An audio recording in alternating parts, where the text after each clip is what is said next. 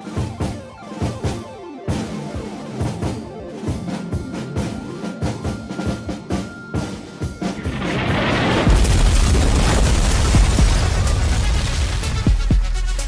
to Politics Done Right.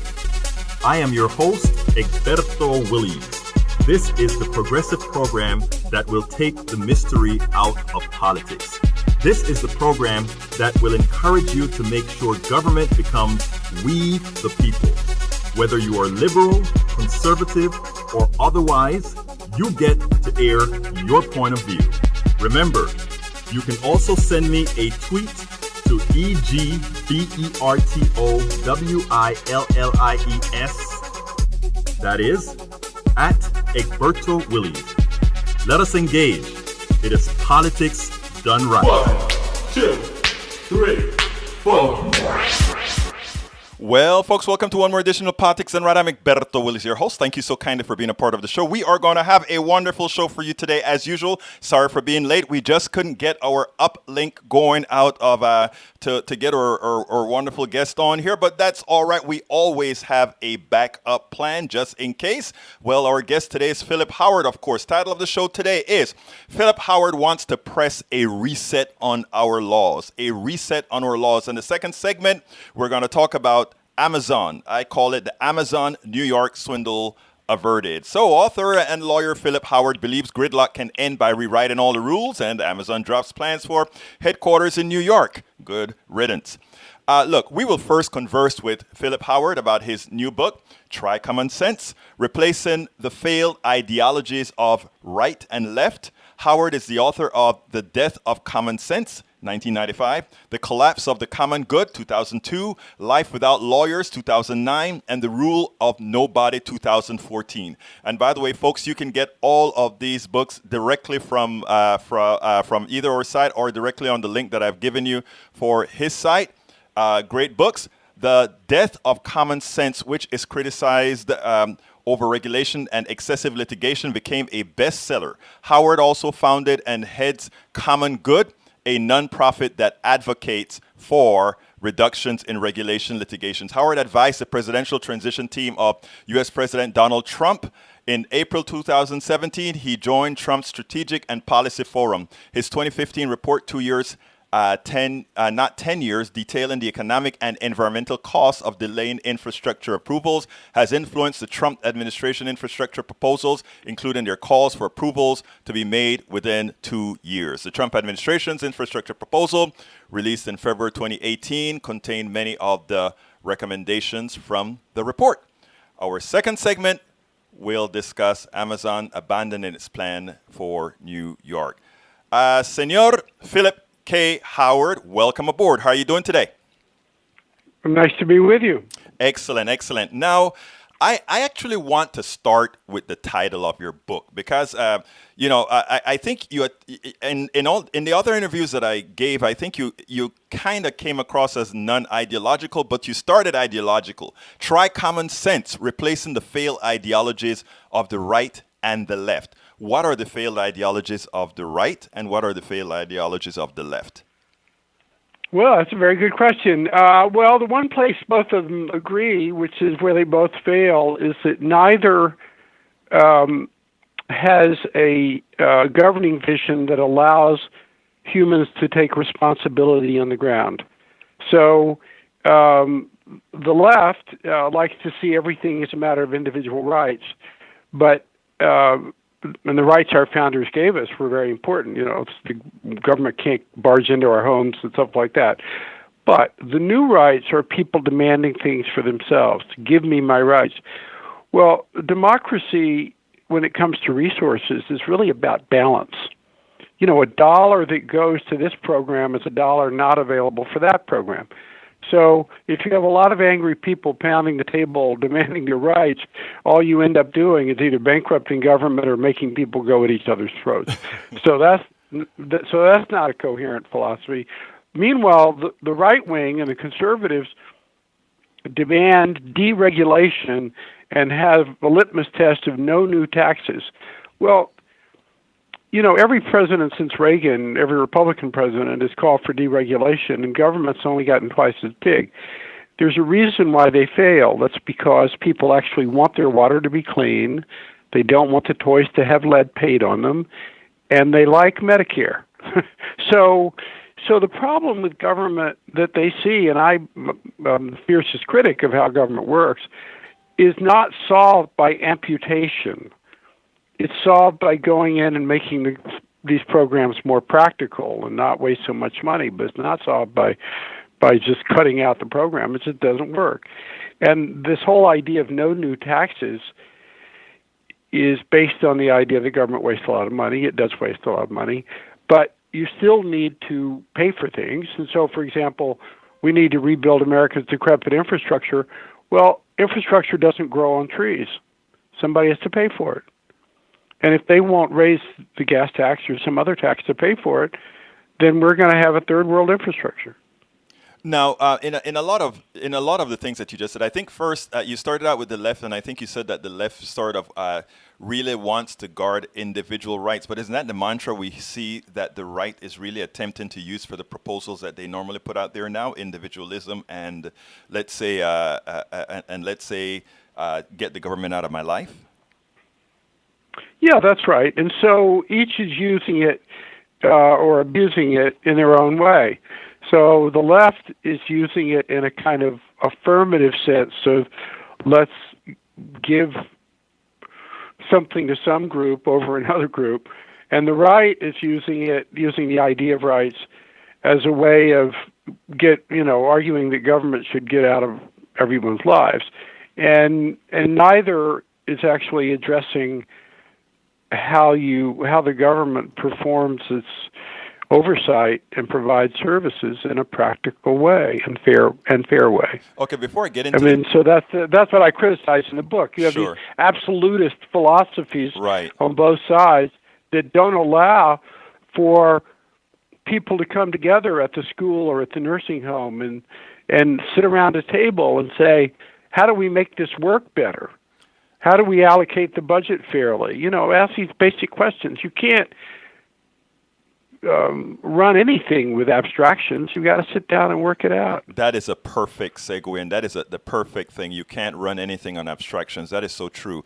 Now, I don't. Before getting into the meat of the book, as far as what throwing everything away and starting from scratch, I want to ask a few things. I mean, you mentioned on a show that you did way yonder something that it really hit me when I saw it, right? And I saw it back then. You actually used the phrase, and I've used it myself afterwards, where you said democracy is run by dead people. Do you remember that? That was years ago that you said that. And so what a lot of the issues that we have today, we hear everybody attempting to use the Constitution as their justification for doing whatever they're doing. Now, going back onto your own mantra, democracy is run by dead people, is then the Constitution something that we should relegate to the past as well? No, because the Constitution is an open framework. It doesn't run government.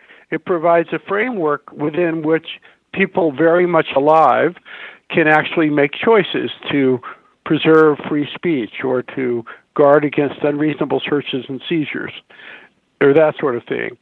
When I say those are the Bill of government's run Rights, by right? dead people... That's the Bill of Rights. Those are both in the Bill of Rights. When I say government's run by dead people, I mean quite literally somebody who wrote a rule in 1975 who's no longer with us, may he rest in peace. That person is telling you exactly how you've got to organize some part of your workplace, whether it makes sense or not. He's not at the workplace. He's not looking at what makes sense there. He's written a very specific rule that says you must have the electrical socket, so many inches above the counter, whether or not that makes sense.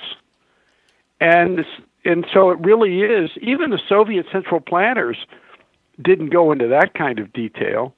It's interesting. I mean, literally. I'm sorry. Go ahead. I'm sorry. Go ahead. Yeah, it's interesting that you brought up central planning because I had an interview with another writer a few days ago actually, and he started to speak about central planning, and he spoke about the corporation being the essence of central planning. In other words, that if you really want to see a planned economy, you look at corporations as planned economies. But that is beside the point, and besides your book, I just kind of interjected that. But if you want to comment on that, you can. Well, I think that it depends on the company. Most successful companies definitely have protocols, and certainly assembly lines are very highly organized. Otherwise, they wouldn't work. But I'd say most companies that are successful leave room for people to innovate and do things and adapt and do things to respond to the problems of the day, not just mindlessly, do the same thing over and over again. Right. Now, getting back to government not working, I get, in watching some of your interviews, I get the idea or the feeling that you think it is government that is broken. And I'd like to postulate something else with you. And isn't it true, for years, I've been a board member, worked with a group called Move to Amend, who's been trying to amend the Constitution to say money is not speech and corporations are not people, that sort of a thing. And our theory, and I think it's probably, well, I'd like to hear your opinion on that, is that really it's not that government doesn't work. It's not that we the people don't work. I think it is the control of these external forces that make government ineffective. And you say? No, I think there's a partial truth there. So all the lobbyists in Washington, many of whom are hired by special interest groups, big corporate groups and such, they definitely have their claws into the status quo. They prevent anything from changing. Is basically what's going on. And by the way, there are some left-wing groups like public unions that also prevent things from changing. But what I argue and try common sense, and I have lots of stories about how this works, is that when I say government doesn't work, I'm saying that the officials in government actually don't have the authority to be practical and fair. That they're being ordered to enforce a rule book where sometimes the rule makes no sense. And sometimes there's an abuse that somebody gets away with. I give the story in the book about how there are some police officers who have a history of abusing minorities. They've done it repeatedly. But because of the labor contract, their record is expunged after a few months, so they keep getting away with it and they don't get fired. Well, that's an example of taking away the responsibility of the people who run the police force to get rid of these racist and abusive officers. And so that's a very specific, in that case it's a labor contract, but it's a rule. It's a rule that doesn't let people do what's right. Now, it's interesting that you brought out the labor unions and that particular issue, because I think what happens with the labor unions in general is that they're generally maligned in the whole structure of things. So you think labor unions are really a problem? Let's forget about the police issue. You actually think labor unions are a problem in this economy? I think that, no, not private unions. Private unions, I think, are actually quite important because they keep the non-unionized employers honest as well, because they have to be fair but public unions are a problem because public unions have evolved into being places where you can't fire anybody, basically, if they're a lousy teacher or don't try hard. And the disadvantage of that is not just that you have some lousy people. Most people are not. Most people want to do a good job. Right. Is that the culture of the workplace, the public workplace, sinks because everybody knows that job performance doesn't matter. And so it's like putting a kind of poison in the air that lets the whole energy level go down, because people say, well, why should I, give the extra? Why should I be nervous and work really hard when the people down the hall don't have to work hard? And there are lots of studies of this. It's absolutely clear that if you have a culture without accountability, it will tend to be not a great place to work. I think just about everybody agrees with that. Everybody believes that, at least I think everybody by now believes that there has to be some sort of accountability. We're speaking to Philip K. Howard, author of Common Sense, Replacing the Failed Ideologies of Right and Left. Before I go into asking you to tell us what is your solution to straightening out government, I think the Washington Post said that in your case, your vision is pretty broad, and they wonder if you could do it one full swoop as you really want it done. So what is it that you want to see happen, or how do you see we could practically get this done? Well, I argue and try common sense one really big point, which is that you can't repair this system.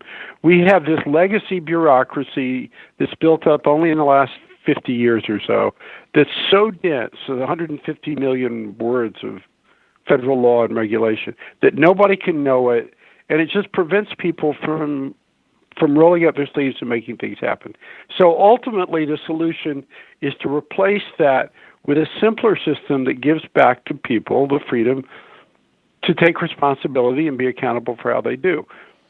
Now, how do you do this? Well, one way of doing it, and you mentioned the Constitution at the beginning, there's a Constitution of States, a Convention of States that a group of people is organizing, led by, among others, former Senator Tom Coburn. They already have 13 of the 34 states they need to make this happen.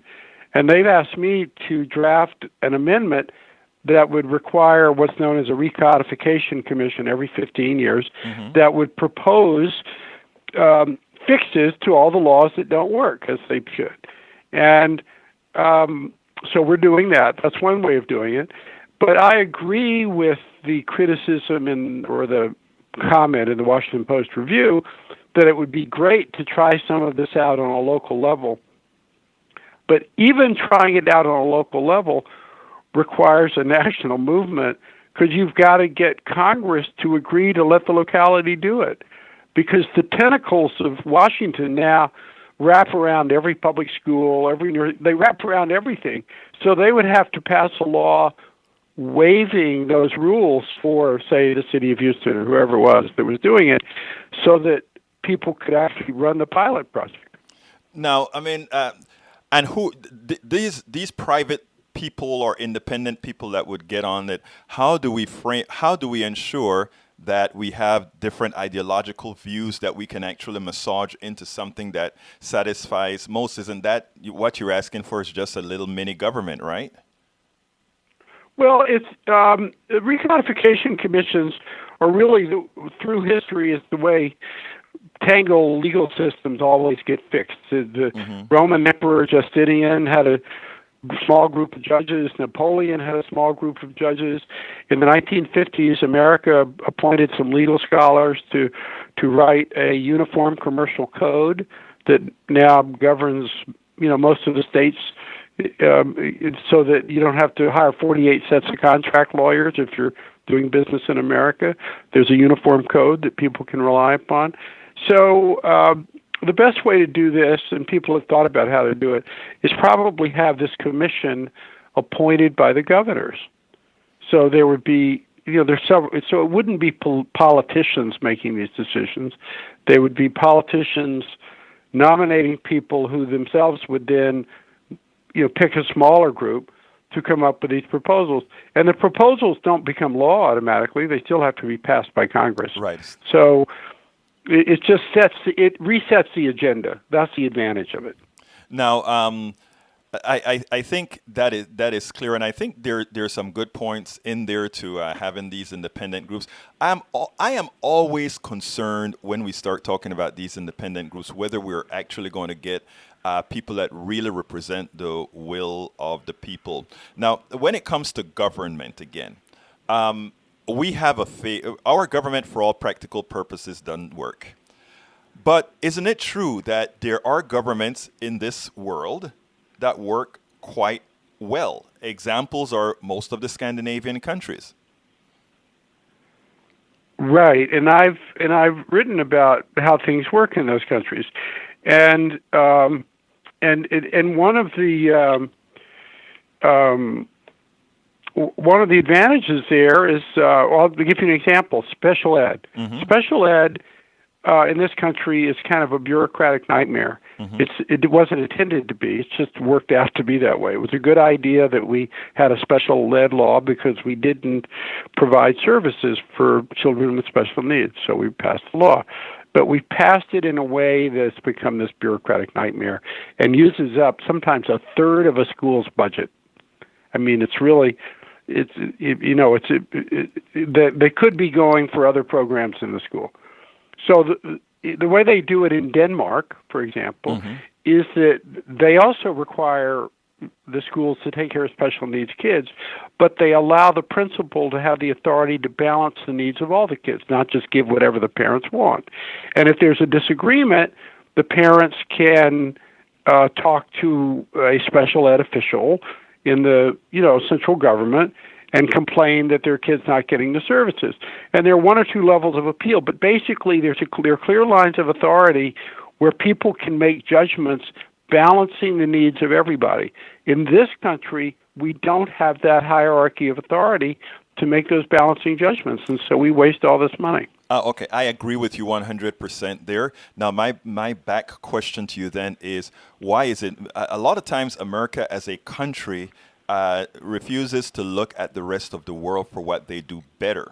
I think if you can say that Scandinavian countries work better, or their governments work better than ours, shouldn't we really look at them as a template?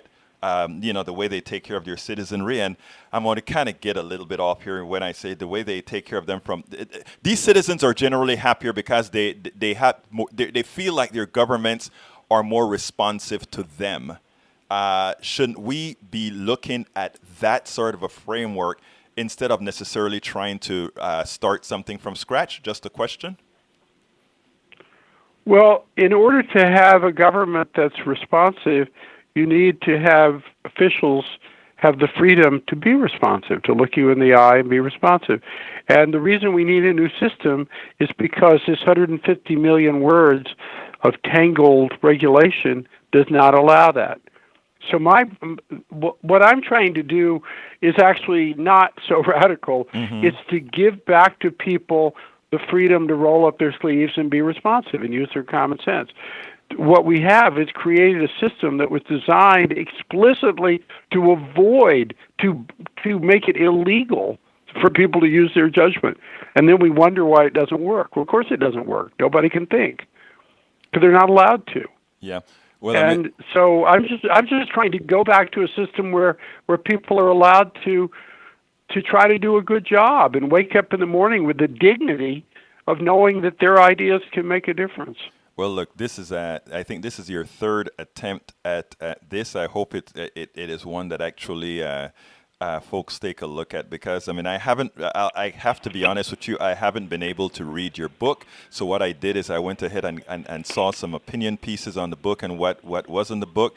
And to put it bluntly, I'm someone that is very progressive, and I was quite impressed with what I saw as some of the things that you wanted to do. But that said, I always wonder, about reinventing the wheel.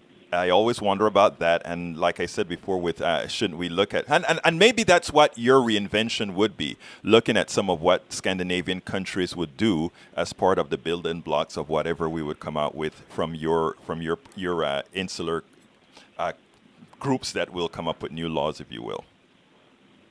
Yeah, we reinvented the wheel in the 1970s, and it had these unintended consequences that have now resulted in Americans being so angry that they elected Donald Trump. So I'm trying to go answer that anger by giving back to people the freedom to actually take responsibility again, which is the way government worked before then. Well, look, I think, folks, this is Philip K. Howard, his book, He's the author of Common Sense, Replacing the Failed Ideologies. Go ahead. Right. Try common sense. Try common sense. Try common sense. Replacing the failed ideologies of right and left. I got to fix that little thing there. Anyhow, I want to do sort of a quick not a test, but a quick view of your viewpoints. What's your thoughts on Medicare for all? I'm all for having Medicare for all, but we have to come up with a better way of delivering it so that we can afford it. Okay. What are your thoughts on taxing wealth, not income? Wealth. I think there should be a wealth or wealth. income. No, wealth. Yeah, I'm probably not for taxing wealth. So I think it'll have unintended. People will just move their money somewhere else. Okay. And what about the wealth on your home? And isn't your home wealth? What do you think about that? Well, people do pay property taxes in most places based on that. That's how states and localities support themselves. People with big houses pay more taxes. So, I'm an income tax guy. You're an income tax guy. Okay, so you want to just tax income. Okay, well, look, it was my pleasure to speak to you, Mr. Howard. Thank you very much for appearing on Politics Done Right. This will get replayed several times in several places, including on Pacifica Network. And all the information on your book is on our site. But would you like to go ahead and tell the audience about your site? Yes. So commongood.org, if you're interested in the movement we're starting, you sign up. It's free. You can get regular notices. You can give us ideas. commongood.org is our site. Thank you. Thank you very much, Philip. You have a wonderful day, and I am impressed with your book. I hope to talk to you sometime, maybe when we get some of this at least realized, okay? Right. Good. Thank you. You have a great day now. Bye-bye. Folks, that was Philip K. Howard. Philip K. Howard, the author of, and it's Try Common Sense, Replacing the Failed Ideologies of the Right. And you can see what I have there is that broken, what is it, the tower or the broken cap, actually not the tower, the broken capital, that's what it is. Let me, before we get into the other part of the, of what we're talking about, I understand where Mr. Howard is coming from. I always wonder, however, about these changes, right? We have in society right now, we have countries that are working. And these countries are not only working, but these countries are actually successful. The people are quantifiably happier than we are in the United States. Their per capita income is on par, many of them ahead of us. In fact, I was doing some research last night, and what I found out is all the countries that have a per capita income above ours are democratic socialist countries. Well, except for the ones in the oil, and the ones that are monarchies. That's the exception. So that is something that we probably need to look at. I don't know. Mr. Howard has great ideas. I don't know that it is necessary to reinvent the wheel for doing what, for doing what he says, as far as reinventing government or all these other issues. I don't think that is necessary. But anyhow, before we get going any further, I want to remind all my friends that this is a progressive network, a progressive show, and we do need your support. So please go to patreon.com/politicsdoneright. Again, that is patreon.com/politicsdoneright. And subscribe to our network. Subscribe to help move the progressive message forward. That's what we do. That's what we continue to do. That's what we intend to continue doing. So please go ahead and support us at patreon.com/politicsdoneright. Those of you who support us, number one, you get to How to Make America Utopia. How to Make America Utopia. As I write that book, I'm on the third chapter now. You can see the first and second chapters online once you subscribe to patreon.com/politicsdoneright or subject. And of course, you also get full access online to As I See It, Class Warfare, the Only Resort to Right-Wing Doom. Go to patreon.com/politics done right. Well, what is the big news today, folks? The big news today is finally, Amazon is no longer going to be in New York. They pulled out. People ask questions of Amazon, this big corporation, and they pulled out. They want $3 billion in giveaways. But think about this, people. Think about this. Jeff Bezos on his own is worth $160 billion. Instead of asking New York for $3 billion, shouldn't he have just taken his $3 billion? That's just less than 2%. Less than 2% of his net worth. Why couldn't Jeff Bezos use his own money if he really wanted to be in New York? Why is he asking New Yorkers to give him money? And that's the problem with our corporations today. That is greed to the nth degree. Everybody talk about, oh, greed is good. Remember, I did a notion about greed is good. Greed is good. No, greed isn't good, and nor are Americans greedy. The fact of the matter is the only greedy ones are the plutocrats. The only greedy ones are the ones who, in as much as they have tons of money, in as much as they're not paying their employees as they should, they still want government, this thing that they hate so much, they still want government to, and notice how I say government, they still want government to give them giveaways, the people's money. In other words, here's the deal. Amazon, whose owner, Jeff Bezos, is worth $160 billion, wanted New York to give them a few $1 billion to bring 25,000 jobs to New York. And in the process of taking the people of New York's money, taking it from them, they want to pay a lot of these folks are making salaries not consummate with the work they're doing to make a few more billionaires out of Amazon. That makes absolutely no sense. So after that occurred, it was great because I read the headlines at Common Dreams, and it was it said, anything is possible, declares Ocasio-Cortez after defeat of Amazon's corporate greed in New York. Speechless, truth to power wins, declared former New York Attorney General I interviewed her and I can still not get her name. Safar Teachout, after company cancels headquarter 2 project in Long Island. And this is what they said. Months of tireless organizing, campaigning, and mobilizing by ordinary New Yorkers was credited with Amazon's decision on Thursday to cancel its widely condemned plan to locate a second headquarters site in Long Island City, New York. Anything is possible, tweeted Alexandria Ocasio-Cortez, one of the fiercest publicly elected officials opposed to the deal.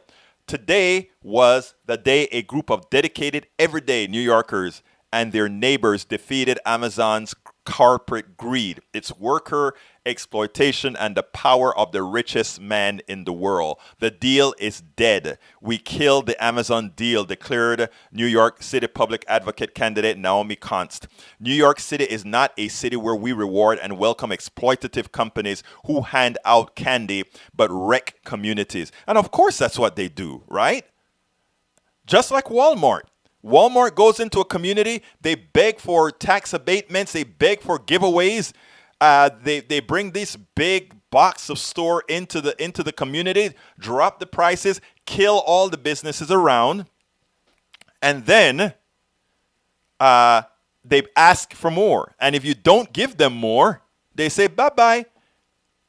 It is good that these New Yorkers stood up to this company once and for all. So Amazon has always been a company that disrespects workers and small business. Congrats, organizers.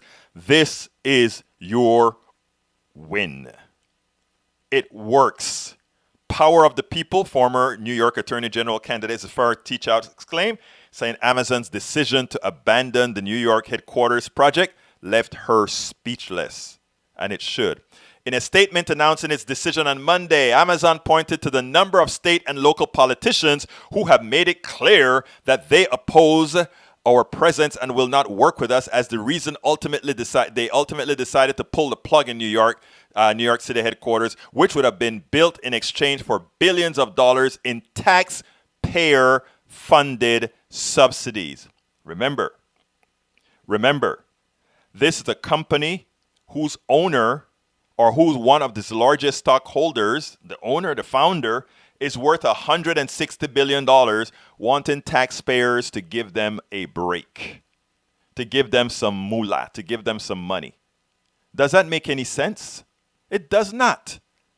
And the New Yorkers, the protesters, the activists, they did what they needed to do. They did exactly what they needed to do, and they won. So it ended where it says, "We are deeply grateful to Governor Cuomo, Mayor de Blasio, and their staffs, who is enthusiastically and graciously invited us to build in New York City and support us during the process," Amazon statement said. It kind of surprised me that de Blasio was going for this crap. It really did surprise me that he was going for this, because the reality is, you don't give this sort of an abatement to anybody to any organization that's doing this. Let me run to my comments to see if I have anything that I need to talk about yet. Let's see. Change is only possible in our system if both sides want to change. Yeah, that is true, Mark. Robert Mark. That is true. Change only occurs if everybody wants to change. But, the truth of the matter is, people need to know that change is possible. Here's one of the issues that I always talk about, right? And I wanted to, I didn't get into to this with Philip Howard. And one of the reasons why is it was, we were talking about his the specific book on how he wanted to change things. But here's the issue that concerns me. Most Americans, okay? Here's the deal. Most Americans agree on most issues. If you ask them the things that they want, and I speak about this for those of you who listen to me all the time, I speak about this ad nauseum. Most Americans want the same thing. If you ask them if they want Medicare for all, yes. If you ask them if they want forgiveness of student loans, yes. If you ask them, do you want paid leave? Yes. If you ask them, do you want pay it forward university education? Yes. Americans want all of this. Yet, even the Democratic establishment calls all the Democrats who support these issues left-wing Democrats, or Democrats who couldn't win, or Democrats who are out of the mainstream. What mainstream are they talking about? What mainstream are they talking about? The truth of the matter is, if we are left-wing, if we, the Democratic Socialists, are left-wing, what it is telling you folks is that the American people are left-wing. The American people are progressives. I mean, no two ways about it. That is what it's telling you right there, that the American population is, in fact, progressive. And that is something that we've been trying to illustrate to people day in and day out. They have a tendency to believe the narrative that's put out there by the left wing, that somehow it is us who are out of the norm. It is not us who are out of the norm. We have to promote this. We have to go out there and talk about it. We have to tell people all of the times we are the ones that have the ear of the people. No two ways about it. I want to get off subject a bit here because this just came to, somebody wants to come in. Let me go ahead and bring that person in. 202, you're in. 202? Hi, Egberto. How are you today? Oh, this sounds like Bobby Rodrigo. Come on in, Bobby. What's up? So you inspired me. I'm gonna use that word. Yes. Nice. Yes. You inspired me after yesterday to start writing again because I was so annoyed. Right. So I'm writing. So I have two questions for you. Yes. I've been listening to your show. By the way, I went to Long Island City High School. Right. When I was in New York, I went and checked that Amazon was doing. Quite interesting, but I'm not a fan of tax incentives for anybody. Right. So anyway, I have a question for you. You say you're progressive all the time, of course. And I would like to know. I know what your first advocacy is. Medicare for all. I Absolutely. know that. You even said that.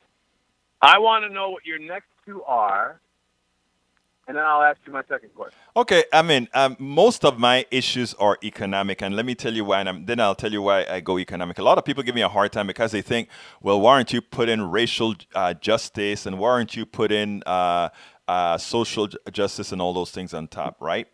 My thing is the following. Those other two are rather complicated. Economic justice first, in my opinion, right? Because if everybody can survive, we can then work on the other things. In other words, if I have Latinos and black folks and everybody fiscally okay, they can do stuff, then they can go protest because they don't have to be fighting for where the next meal is coming. So if you take care of economics first, everything else can fall into place. Go ahead, my friend. So your first one is Medicare for all. Your second one is economic justice. No, and your Medicare third for one all is a part. Medicare for all is a part of economic justice. So I mean, yes. Well, I agree. But I know because you mentioned what candidates at the moment you may support because they want Medicare for all. Right. So I'm trying.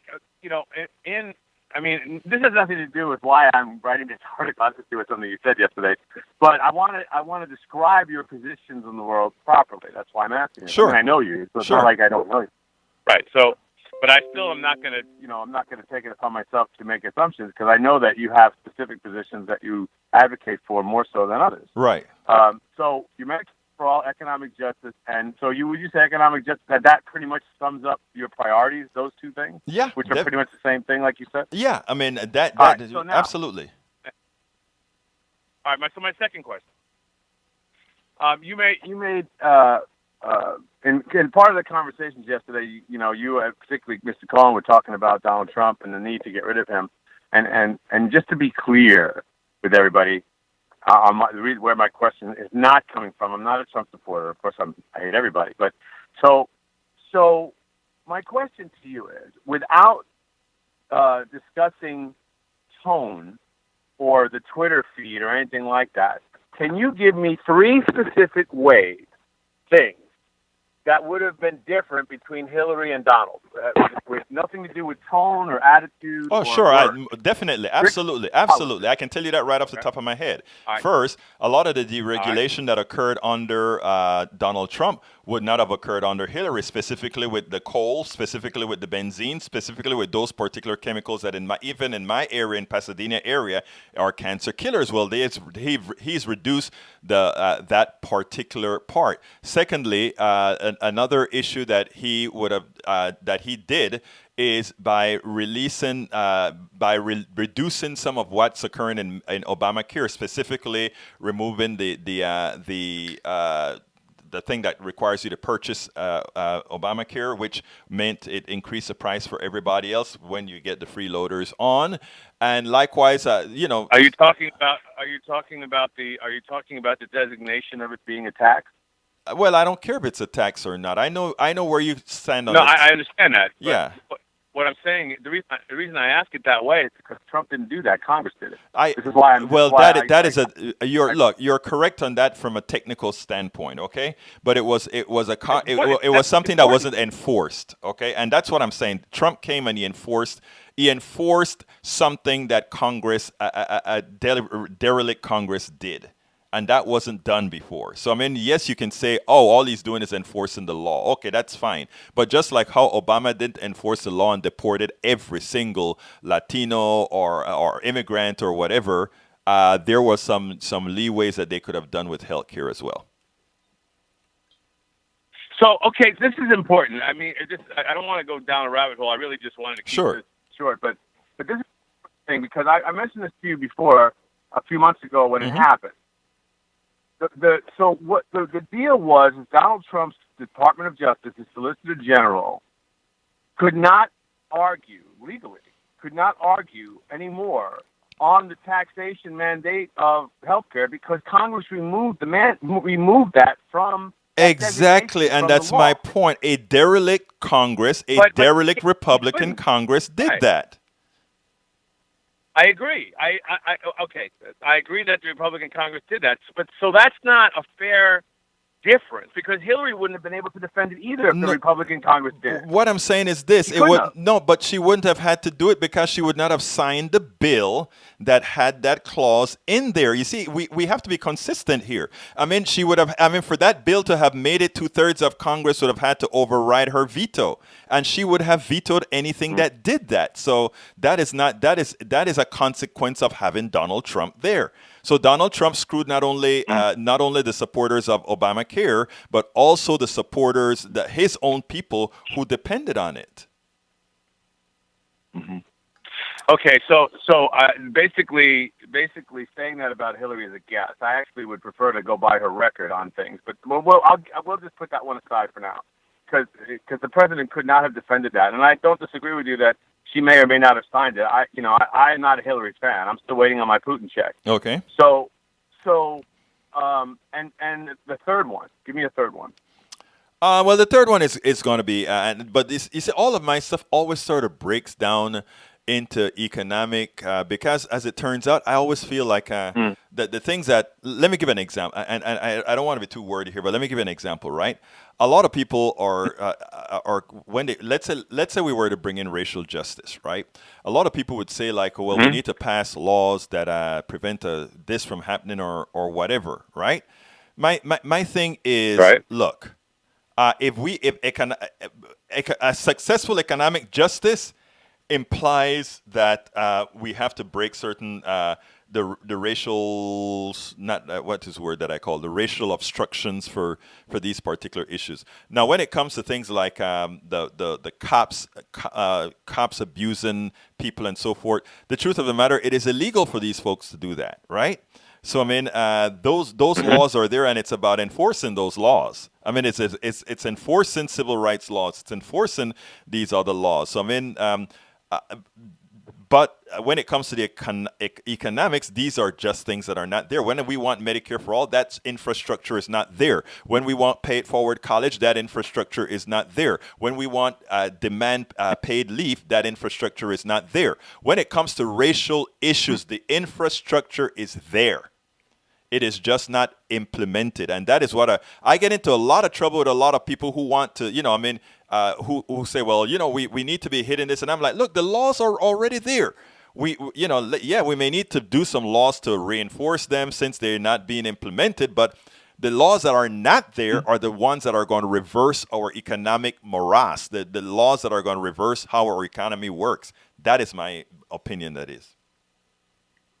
Yeah, empowering people is definitely the way that, empowerment is, we differ on how to empower sure. to some degree. And that's fine. But yeah, of course. The empowerment is a key to our communities. You give people the tools and let them go with them, and then they'll be fine and they'll have a voice. What you were saying earlier about that particular thing, is very important. People having a voice and being able to make change is extremely important, of course, and having the economic freedom, stability is absolutely part of that. I always say that if we grow our own food, that takes care of a lot of that. For example, that's one of the ways to empower.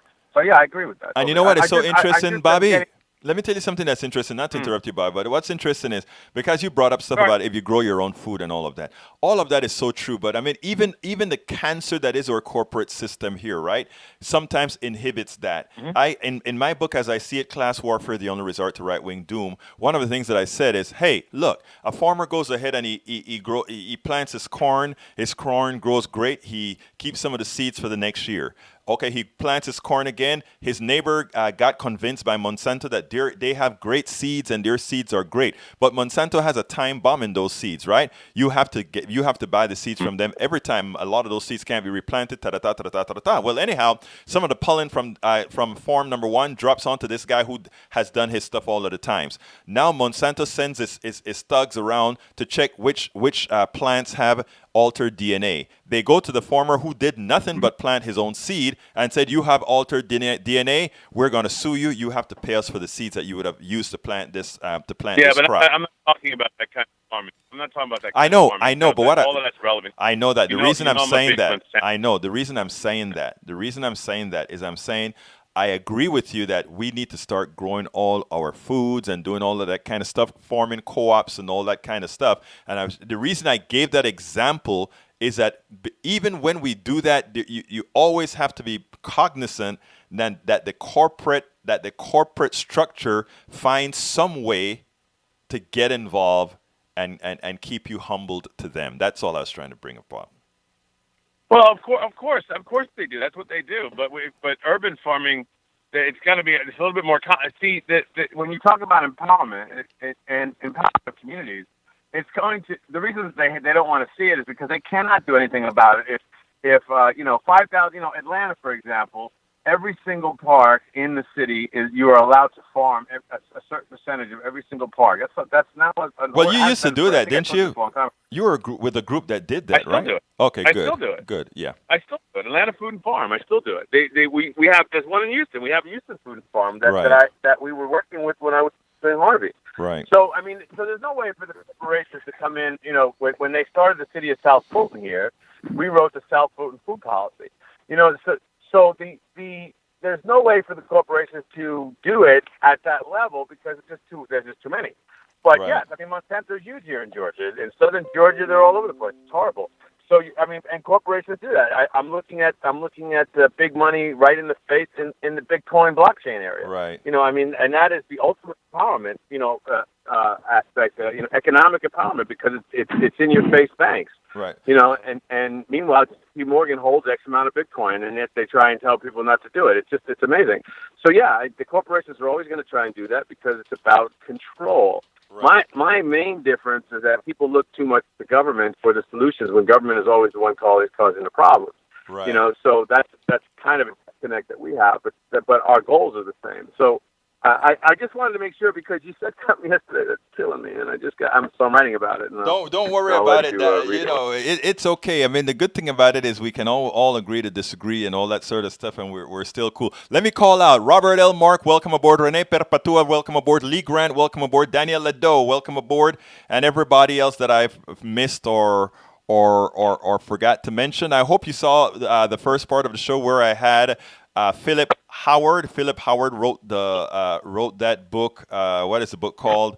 Common Sense Replacing the Failed Ideologies of the Right. Actually, I've tried Common Sense Replacing the Failed Ideologies of the Right and Left. The book is also on my blog site if you want to go ahead and get his book. We're coming close to the end of the show, Bobby, so let me do my quick pitch before I ask you for a closer. But anyhow, folks, please remember that this is a progressive show that needs your support. Please go to patreon.com/politicsdoneright. That is patreon.com/politicsdoneright. Remember, those of you who subscribe to Politics Done Right, you get How to Make America Utopia, the book that I'm writing. I'm on chapter 3. You can see chapter 1 and chapter 2 once you subscribe. And please remember that book that is still relevant, and I mean very relevant today. As I See It, Class Warfare, The Only Resort to Right-Wing Doom, is online at the website, ready to go for all those of you who are subscribers of Politics Done Right. So please remember, folks, we need you. We need your support.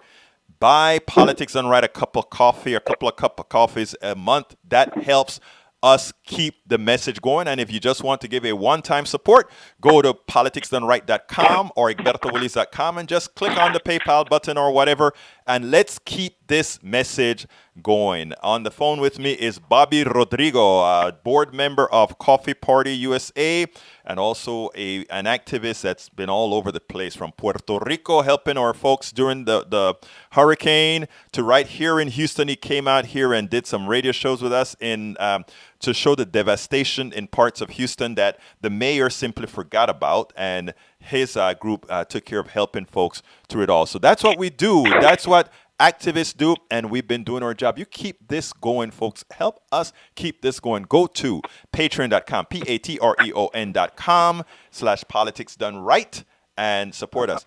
Bobby, give me a closing statement as we got to get out of here. So Congress, the Senate so far has passed what we're calling the avoid the shutdown bill. Yeah. Budget, which cracks me up. And in this bill, I want everybody to know that your Congress has removed 3 things from the bill. Make it quick. I got to go. Disaster aid was taken out, with the money for disaster aid was removed from the bill. So we just want to close with that. Disaster aid was removed? I didn't read that. I got to go read that. Okay. Disaster aid was removed from the bill. Yep. Wow, I've got to go read that. And if that's the case, we're going to talk about that. But folks, thank you so kindly for being a part of the show. My name is Egberto Willies. This is Politics Done Right. And you know how I end this, baby. I am what? Out.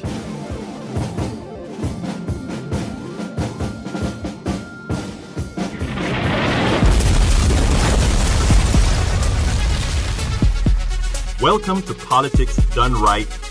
I am your host, Egberto Willies. This is the progressive program that will take the mystery out of politics. This is the program that will encourage you to make sure government becomes we the people. Whether you are liberal, conservative, or otherwise, you get to air your point of view. Remember, you can also send me a tweet to EGBERTOWILLIES.